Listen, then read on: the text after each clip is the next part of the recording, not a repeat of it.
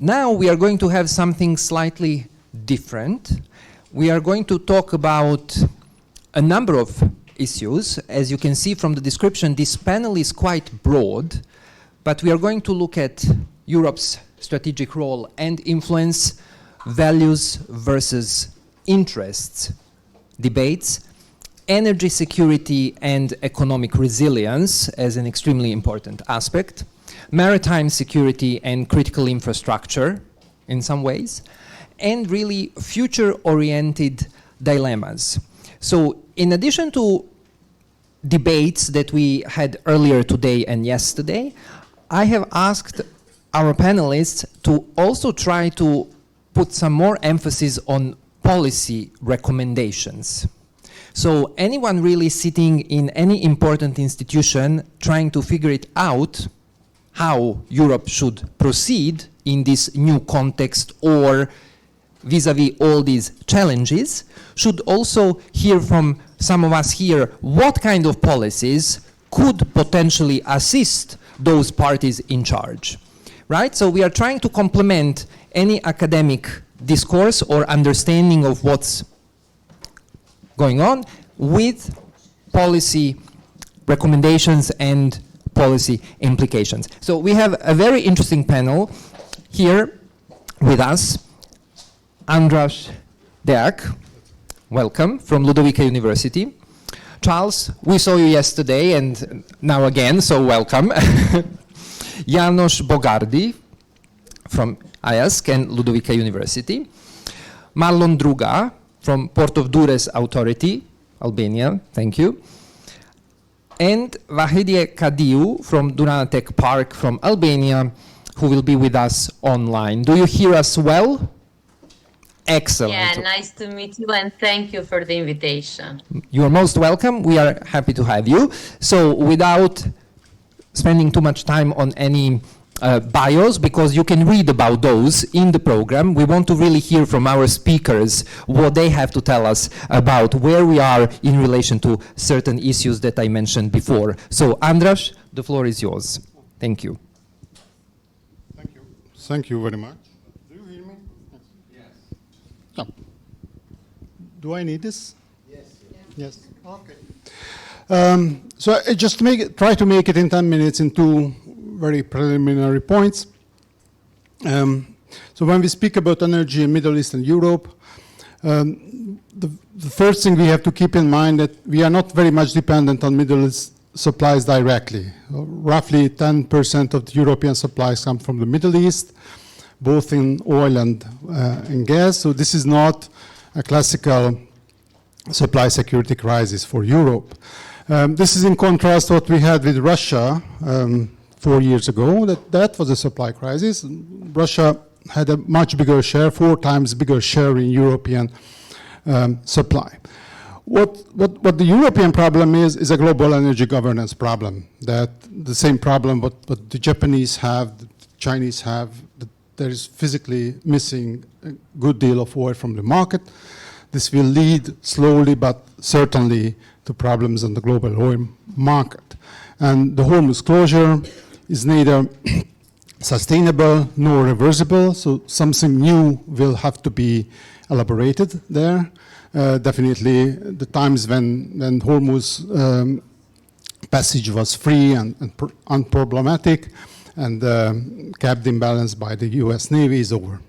I don't think that we can come back to this. So what definitely these countries will have to do, that Europe, when it's a global governance problem, you need global partners, and you have to elaborate something together with those who are who have the same problem.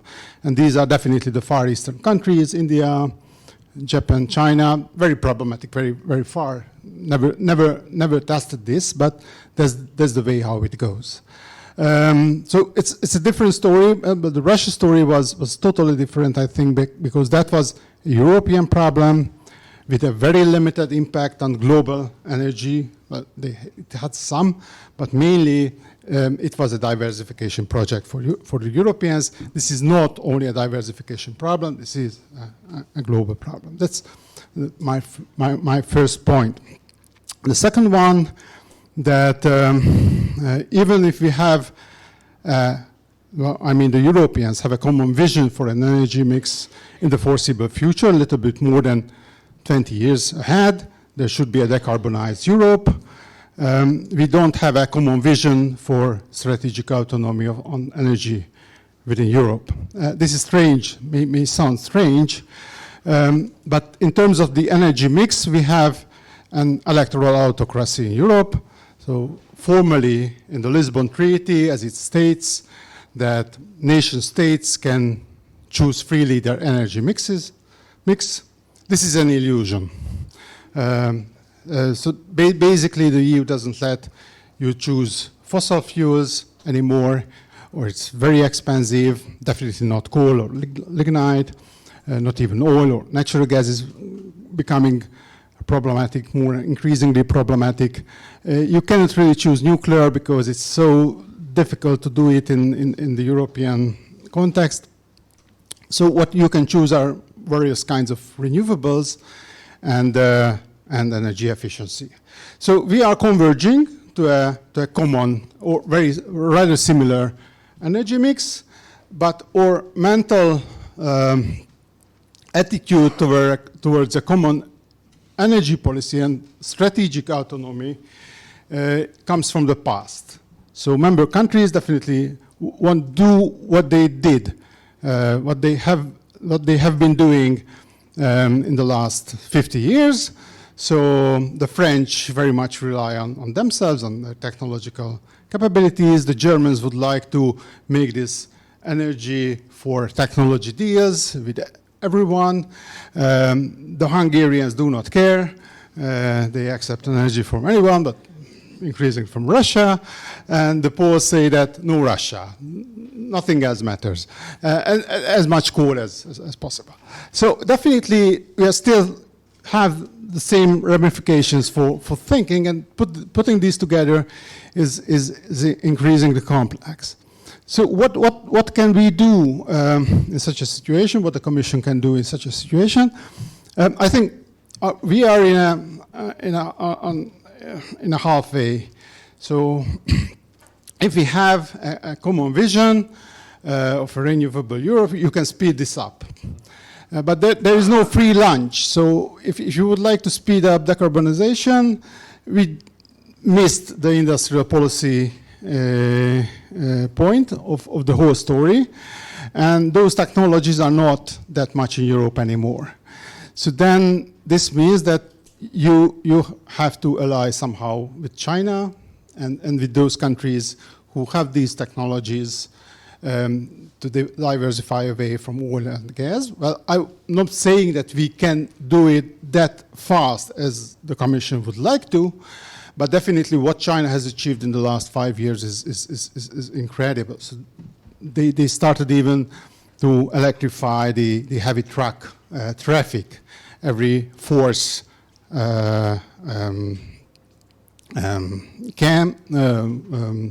heavy truck is already electrified in China. So this was something which seemed to be incredible 5 years ago. So in this way, of course, we can get rid of the Middle East in a foreseeable future, or we can decrease both dependence, both on Russia, both on the Middle East. But there is a very high price in terms of industrial policies within Europe. So this means that Volkswagen may go bankrupt in the short order. I'm just a potential consequence. So the other story that you try to muddling through, do something with the renewables, of course, but keep trying to influence energy policies in the Middle East, in Russia, in the stories. This has becoming increasingly difficult. First of all, Europe is shrinking in terms of energy consumption, so we are below 10% of the global energy consumption. This is not that far from India, but no one thinks that India can do it alone. So India cannot make magic in the global energy scheme. So we don't have the real input in this whole story. 30 years ago we had. No, it's not the time anymore. We have a very bad message. So we are saying for any oil and gas producer that in 20 years' time we will not need you. So there is not a promise of a long-standing partnership. We are fragmented, and we don't have really that kind of technologies and or what we can offer in exchange for any kind of cooperation. So in this regard, I'm very skeptical what we can do in the Middle East. We will have to do something, but I think that the only way is to do it in some sort of global coalition which tries to solve an issue. And if the Hormuz closure remains as it is the biggest energy supply crisis we can imagine, actually, then we will have to do something there, and Europe will have a stake, but not alone. Thank you very much. Thank you. Thank you, perfect timing. I will come back to the question of policies during our Q&A. Our second speaker, Charles, again, welcome back, Vörösmarty from City University, New York. Thank you. Thank you. I've been sort of reflecting about the discussion here, and as I've announced before, I'm an Earth system scientist, not a policy person. But I think overall the dialogue, as rich as it is in qualitative sense, still needs some quantification and some framing of the basic questions. The one thing that we have to learn how to do is to talk to each other, the engineers and the physical scientists and the policymakers. We've got to learn to translate amongst each other, you know, find common ground, and then create action around that. András just listed some policy constraints on how quickly we might wish to go to a particular energy mix. But I've heard very little about some of the geophysics that are going to limit, so the thermodynamics, if you will, of some of these limitations. And I'll give you an example in a moment. We also, I think 5 years ago, might have had higher up on the list of items we were talking about climate change as the major issue. Now, things have changed, I realize that, but we can't forget that we raised this issue as, in some sense, you know, quite important. We've sort of pushed it down the list. And I wanted to just mention from some of the work that my group and I have done, that the climate question has to be part and parcel of all the policies that we're talking about, all the geopolitics that we're talking about. And there are good messages in the analyses that you can structure, and there's good news, but there's also some bad news. One of the major challenges in the climate world is the idea of dealing with extremes, an extreme like a flood or extremes like drought. And I know that Hungary has suffered its share of droughts and water shortages and impacts on the agricultural sector, et cetera. But while we can wring our hands about this particular reality, what we have found is that technologies, if appropriately presaged and thought about in terms of getting ready for the inevitable drought or the inevitable flood, will actually allow the system to rebound after the event. But we have to make sure that the kinds of agricultural practices that we institute do not damage the ecosystem to the point when you can grow crops again successfully. You've not debilitated the system to a point where year after year it's going to be downgraded. So the good news is, with the appropriate kinds of technology, fertilization of croplands, using genetic engineering, sorry to say, genetic engineering to make crops resilient, you can actually buffer yourself against some of these vicissitudes of nature. You can actually do it if you're willing to. So if there's a proscription against using genetically modified crops, That's a policy decision, but it's also binding our hands as we attempt to try to deal with these existential threats. Now, one of the other things that we haven't talked about, which is kind of a thermodynamic limitation, is if we go to these renewables, and all well and good for the decarbonization question, absolutely fine. But the one problem that you run into is that the traditional fossil fuel mix had a very high, so something we call energy return on investment. So our society, particularly post World War II, was built on relatively abundant, relatively easier to get, and relatively high yield fuels that we didn't have to expend much energy to extract from the ground, but we got huge amounts of energy back into the economy, from which we built all our infrastructure, and then we produced services, and here we are today. We can't forget the fact that that bounty is now becoming more and more difficult to tap into as we go to renewables. So whereas you might have had a 30-to-1 ratio of the energy payback from fossil fuels like coal or like oil, as you begin to institute the renewables into the mix of these energy systems, you're now hitting numbers that are not that high anymore, that they're perhaps 7 to 10 or 5 to 1 payback. And analyses that I have seen, and there's a literature on this now, indicates that growth of an economy requires at least an 8 to 10 yield payback. So if we just push the button and say we're going to decarbonize, we're going to go all to renewables, okay, that's all well and good, but we have to realize that there's going to be some limitation to that. That's just a practical, literally a thermodynamic limitation. That's why I think that when we talk about these policies, we really need to inject some engineering thinking and a framework for analyzing these kinds of questions. I spoke about that yesterday. We really do need a framework around which we can talk. And I've heard many more statistics today than I did yesterday, which is great. I think we have to become, in some sense, as quantitative as we are qualitative in our thinking, because you uncover these kind of limitations that put everything into a context, put everything into a relative position, some matrix in terms of how we design our future.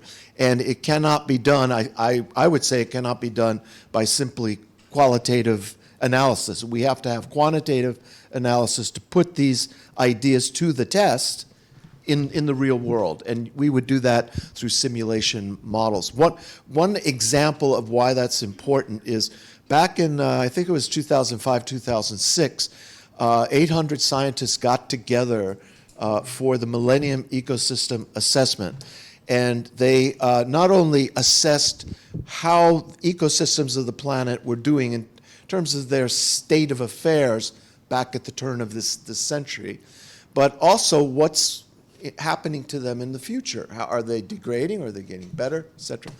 And in virtually all cases, the ecosystem capital, the nature-based infrastructure that I spoke about yesterday, is in decline, okay?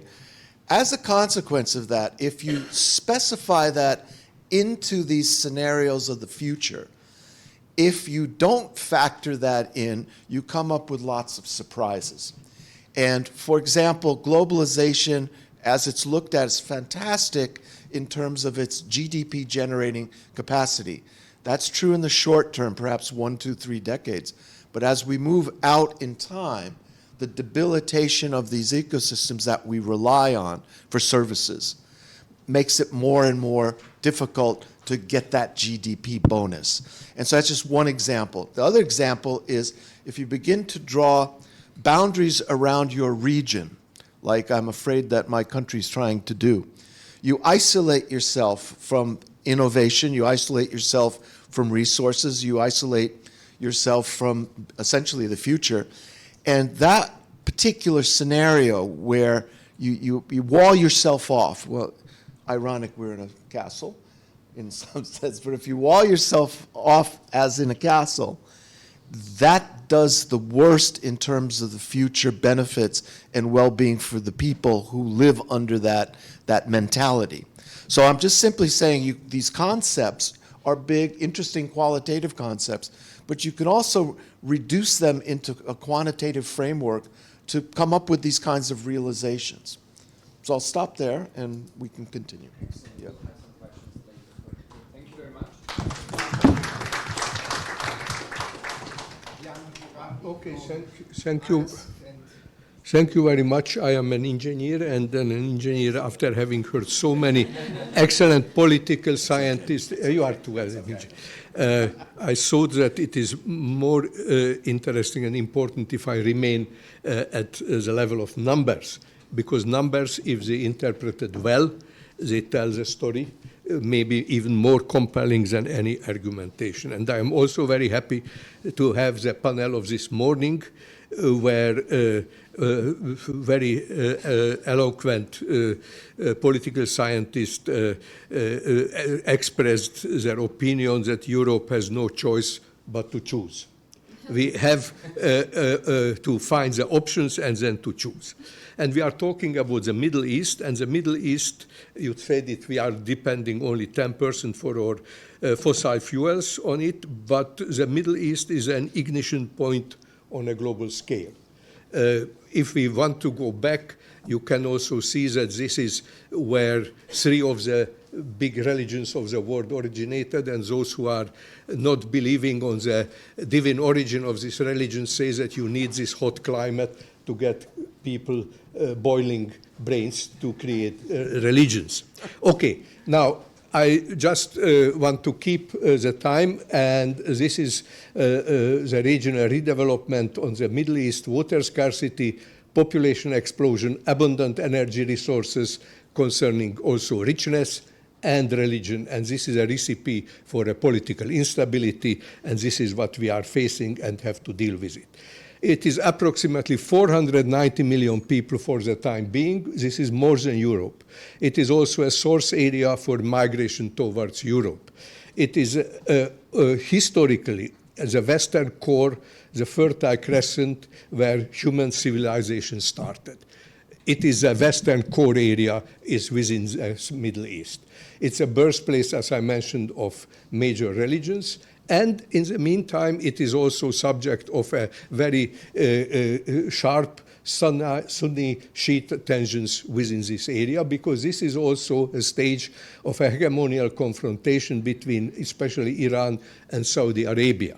Then it is also home of failing on informal states, and I just put a number of semi-states, and you see that there are much more political entities and political directions to be taken care of or taken into consideration that we have in any other countries or what we have on the map. And among them is Kurdistan is a country, and if we talk about Europe and Europe's sins in the world, this is the biggest nation in the world which has its own country, more than 40 million people, whom the British promised statehood and never kept their promises. So we Europeans really have to look into our own souls.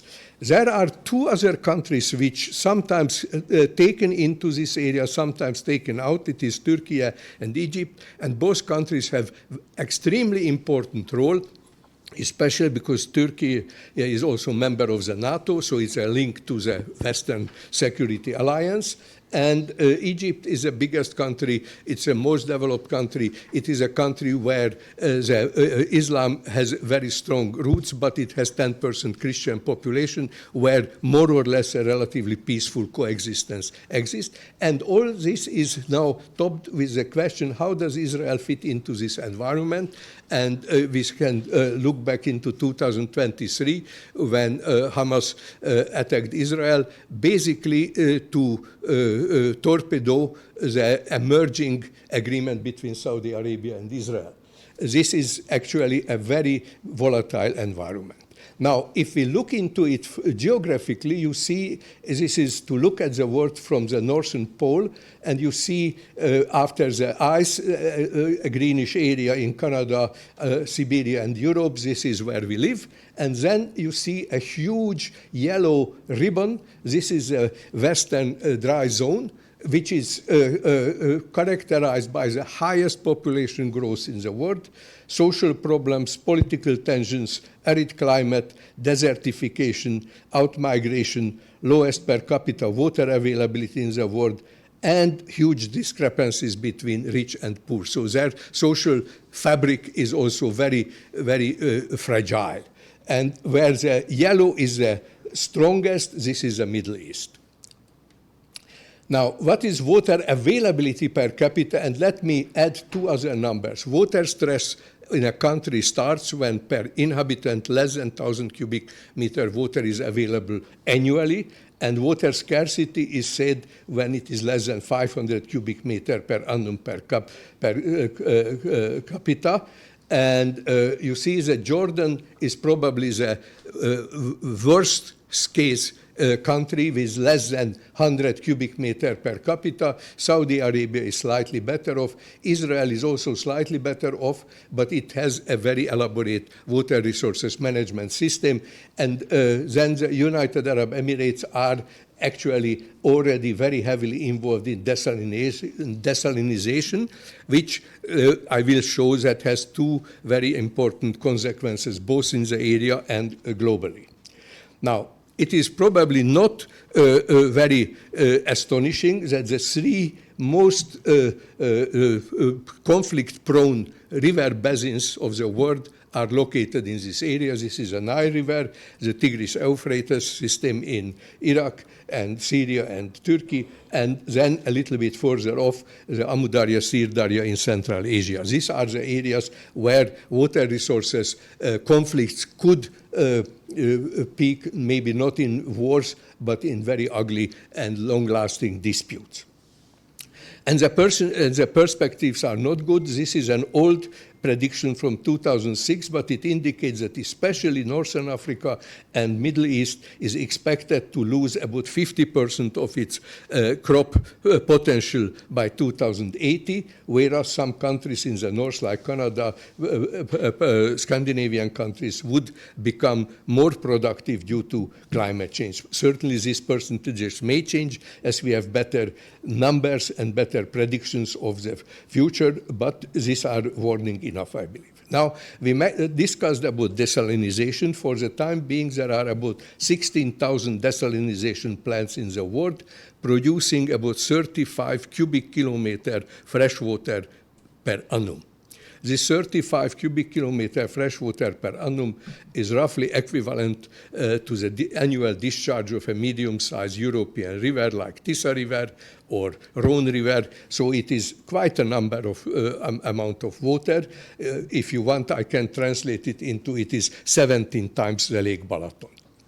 Now, but there is an unfortunate byproduct, which is about 70% more than the fresh water we gain from seawater. This is a toxic brine, which is killing creatures if they are not released back in the oceans in a proper way, if there is no enough dilution is provided. And this 52 cubic kilometer is basically toxic material.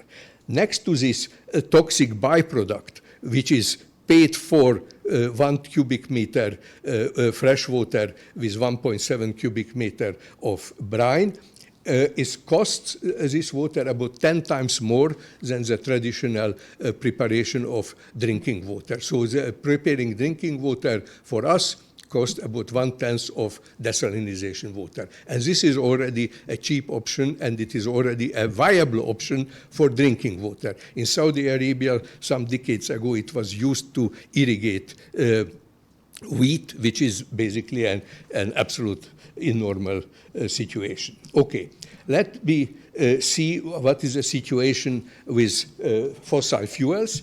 We see that the biggest proven reserves are in this area. Saudi Arabia, Iran are over 200 billion barrels of proven reserves. Iraq 145, Kuwait, which is a tiny country, has 100 billion barrels.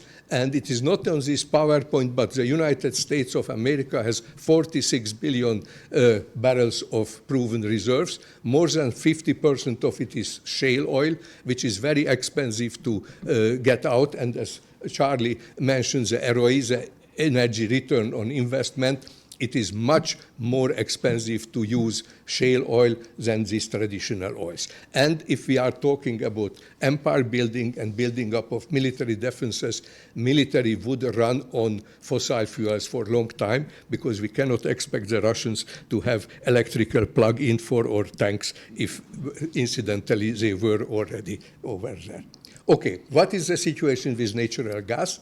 And you see again, Russia and the Middle East are ruling the scene. US with 615 billion cubic meter of reserves. So it is again, the music is made in the Middle East.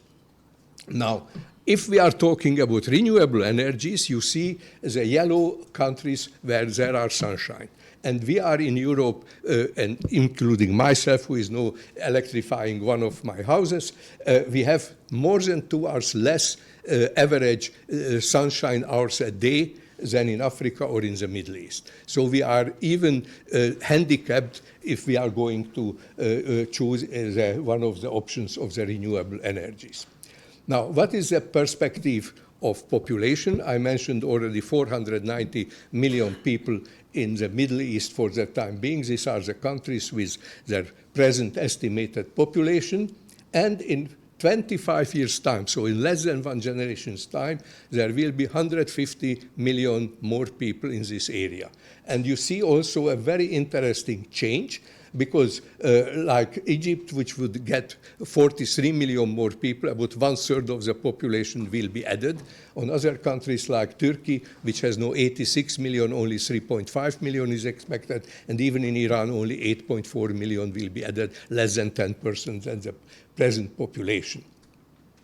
What is, I will juxtapose at the end Iran and Saudi Arabia to see that irrespective of their vying for regional hegemony, both countries have their internal problems. And this is an ethnic, linguistic, or nationalistic distribution of Iran. It is far from being a uniform country. Only around 50% of the population is Persian and speaks the official language Farsi.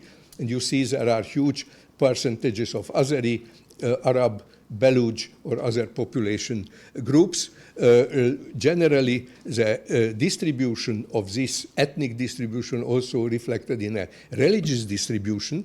I found these statistics in the internet, and it contradicts quite sharply what I was told in 2024 when I was in Iran, where the regime claimed 80% of the people are Shia Muslims, and my friend said is 40 to 50%.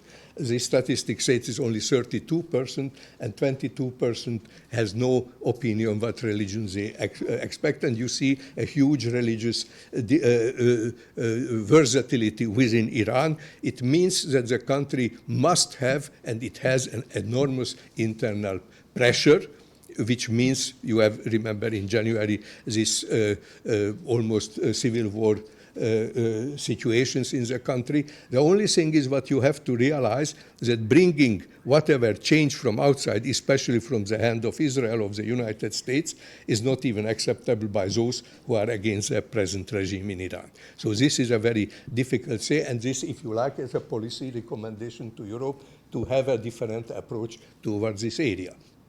Now, Saudi Arabia is completely different. There is only 55 to 60% of the population is citizen and native. The rest is guest workers. 90% of this native population is Arab, and only 10% is of Afro-Asian origin. 90% of the population is Muslim, and most of them are following the Sunni direction. Now, the remaining people are about different religions due to the incoming labor. Approximately 2 million are Christians, Hindus, and Buddhists, and all these religions are not allowed to be practiced openly. Okay, so this is the Middle East, and a recommendation, we have to deal with it because it is a global ignition point. We have to deal with it because even the 10% of our energy dependence is big enough, and if other countries suffer from the energy insecurity originated from this area, this would have also an implication for us. Thank you. Thank you very much.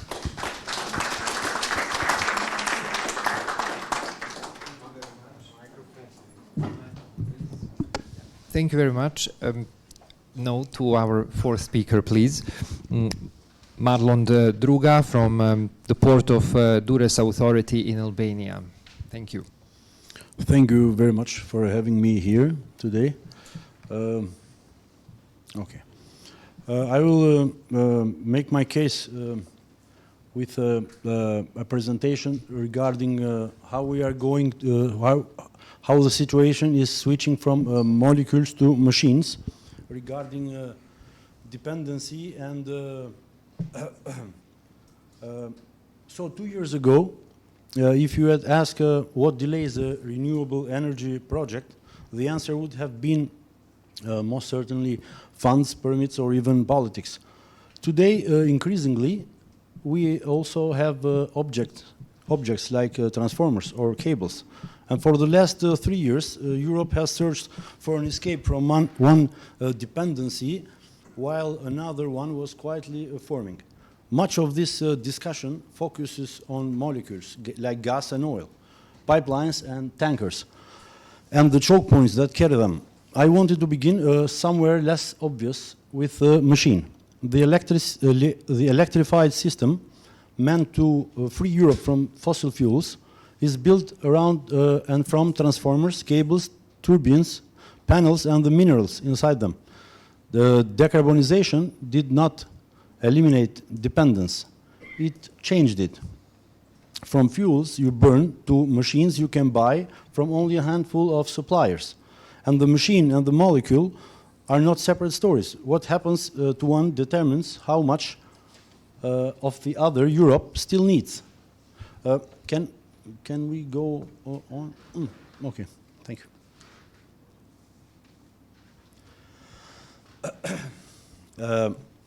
The transformer, in fact, is perhaps the most ordinary object in the energy system, yet it has become one of its hardest constraints. Without it, a substation is an empty yard, and the solar plant has nowhere to send its power. According to the International Energy Agency, securing a large transformer can now take up to 4 years. High voltage cables take years as well, and prices have risen sharply. The limiting factor is often no longer finance or permits. It's equipment.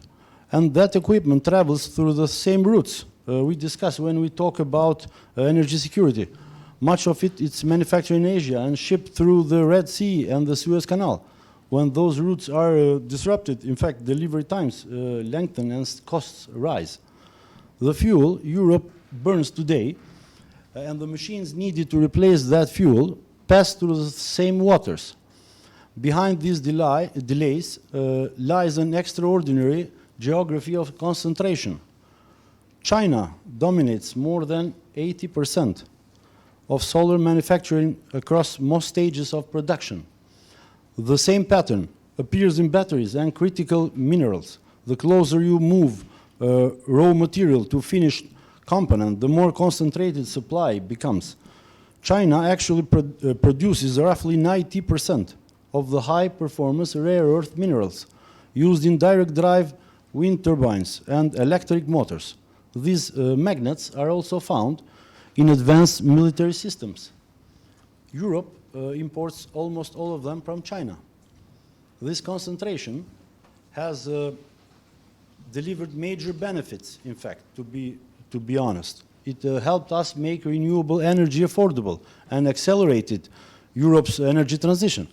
But so the problem is not that dependence emerged. It is that its strategic implications were treated as an afterthought. For years, this was largely a commercial issue. Suddenly, in 2025, it became a strategic one. China introduced exports controls on rare earths and magnets made from them. Car makers reported shortages, production slowed, and exports fell sharply. Later measures extended licensing requirements farther, demonstrating something very important, that one country had shown that it possessed the ability to restrict a critical input into the global energy transition. The principal target, of course, may have been the United States, and Europe was largely a collateral damage here, but the lessons for us as Europe is clear, that the instrument exists and it works, and its future use depends on decision made elsewhere. That is the definition, in fact, of a strategic dependency. This brings us back to the relationship between machines and molecules, the part of the system that must expand fastest in the electricity grid. It is also where transformer shortages hit hardest. Europe needs massive investments to modernize and expand its aging infrastructure. As, in fact, Mario Draghi again argued, achieving Europe's climate goals requires investment not only in generation, but also in its transmission networks that connects it. And the wires are not a detail of the transition. They are almost half of it. The International Energy Agency models what happened if grids fail to keep pace. Renewable deployment, of course, slows, and fossil fuels fill the gap. Gas imports will remain higher for longer, until building the grid does not simply delay, underbuilding the grid does not simply delay decarbonization. It will deepen Europe's dependence on imported gas. A transformer shortage in 2025 can become and will become an LNG shipment Europe still needs in 2031. So what should Europe do? I have managed to come up with 3 suggestions. Firstly, to treat existing targets as commitments rather than aspirations. Diversification goals for critical materials mean little if the projects needed to achieve them remains unfunded. Secondly, I'm right back. Secondly, use Europe purchasing power. Europe is among the world's largest buyers of grid equipment. Procurement should reward supply diversity, even when resilience carries a modest premium in price. And thirdly, build strategic reserves. Europe maintains oil reserves against disruption, but no common reserve of the equipment that can paralyze the energy transition. The same logic applied to strategic raw materials should extend to the critical machines built from them. Because you cannot build redundancy during a crisis. It has to exist beforehand. This conference asks what strategic autonomy means for Europe. From the perspective of someone working within the energy system, the answer is straightforward. Europe set out to escape a dependence on molecules that has been turned into a weapon. Electrification remains the right path, but this transition carries dependencies made elsewhere. Strategic autonomy is not replacing one dependency with another. It is built through a diversity of suppliers, of routes, technologies, and of course reserve capacity. Because you cannot release a transformer from storage as easily as a barrel of oil. Recent events did not create this exposure. They just revealed it. And the lesson is the same in both halves of the story. Resilience cannot be improvised during a crisis. It has to be built in advance. Thank you very much.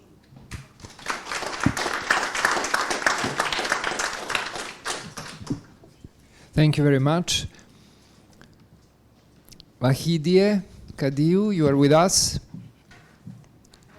Yes, I am with you. Okay, hi, thank you. Thank you. Thank you for the invitation. You're most welcome. Shall I start? Yes, please. Okay. First of all, thank you very much for the opportunity to be part of this discussion. I would really like, and I would be pleased to be there with you, but due to previous scheduling that I have, unfortunately, I could only join online. In fact, the topic it is really interesting because now we are on the situation that the Western Balkan it is negotiating, and especially they are open the negotiation in terms of the. Also, we are progressing really well in terms of the some chapters for the EU integration, and I think this is the moment, and it is really aligned with the discussion as well, because Europe somehow it is facing with a lot of challenges due to the instability in the Middle East, starting from the energy supply, trade routes, and economic stability as well. And this risk somehow showed that Europe cannot only rely on external action, but it needs to be stronger from within it, and it's especially in close neighborhood, because only in this way it could reinforce and its political position, but also its internal power as well. And in this context, Western Balkan, it is a key and very important strategic player. Western Balkan in itself, we are part of Europe in terms of in terms of geography, but in terms of inclusion, we are not part of European Commission. And I think Western Balkan could not be seen outside of this European system, but it could be seen as part of this solution in terms of to increase European stability, to increase and even to make Europe stronger, because strengthening their economy, improving cooperation, and moving closer to the EU. European Union, it helps to make more stable and resilient Europe overall geographically as well. And yes, I can say that Western Balkan have clear potential because we have been part of a lot of green energy or green transition as well projects that are accelerating as well. And I can say that Western Balkan, first of all, has strong natural resources for renewable energy, such as hydro, solar, and wind as well. And this gives the ability to support Europe transition toward cleaner and more secure energy system. Secondly, its geographical position, Western Balkan geographical position, make a natural corridor between Europe and other regions. So with better infrastructure and energy connection, Western Balkan can strengthen Europe's energy security and of course can improve the stability of supply routes as well. And thirdly, by attracting investment and developing modern infrastructure and also by developing the right projects, the region can become a base for nearshoring and regional production as well. And somehow this helps reducing Europe's dependence on long and vulnerable global supply chain as well. So, in few words, Western Balkan can contribute and can support overall European stability. But on the other way, we have a really good example. For example, this is Durana Tech Park, which I represent today. It is one of the first technological park in Albania. But what it is new and innovative for this, it is that Durana Tech Park is a virtual park. It is a virtual park and a free economic zone. So somehow we have Albanian government have made both together fiscal incentives, but on the other hand, the opportunity to operate virtually without boundaries. So it could be linked with all other initiatives in Europe and beyond Europe, even in the United States, and attracting the most innovative projects that could be handled at Durana Tech Park. So Durana Tech Park in this way can contribute by turning regional potential into a real and working model. Currently, we have 80 companies that are internationally, even from the United States, and they are mostly related to digital innovation solution. And they are focused even on energy and even in climate and so on. The park can be designed, since also the park in the second phase will be considered to be developed as a hybrid as well. And it is located between Tirana and Durrës.